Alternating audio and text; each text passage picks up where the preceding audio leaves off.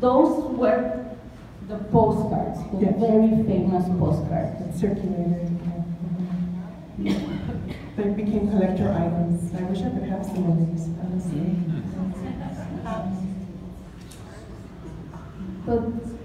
But also with the Mexican identity, no? Well, she also was the first woman filmmaker, Mexican woman filmmaker. This is Mimi Derbal. So in addition to being a vedette and working as a performer, she also was, as María José said, the first filmmaker in Mexico. Lots of silent films were done by her and her collaborators. And then we have Lupe Vélez. Lupe Vélez was a very important tiplet, a vedette of the 20s, and she was discovered, and now, and she was a... She might be the one that more of you are familiar with, because she actually left Mexico to travel to Hollywood during the silent film period. It was actually in a lot of films, always playing, you know, as a Mexican, always playing sort of different roles of sort of the exotic other. And then beyond, once sound came to Hollywood, she continued to work in Hollywood. You might know her as the Mexican Spitfire. That was her nickname.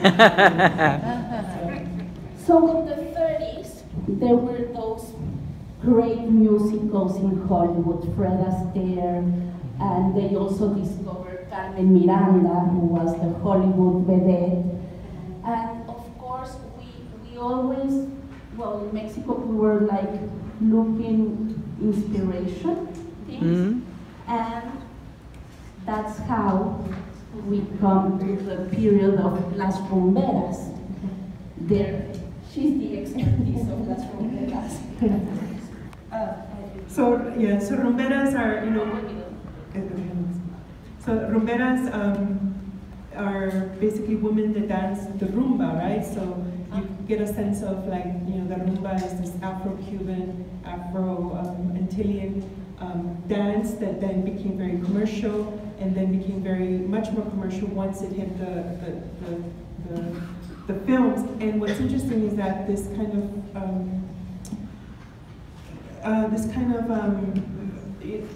very, again, Afro-Cuban, Caribbean-based form of dance and entertainment actually was made much more popular in Mexico, because that's when the film industry was booming. So a lot of the women that actually worked in this, what we call, you know, the cine de rumberas, or rumbera cinema, are Cuban-born, right? So.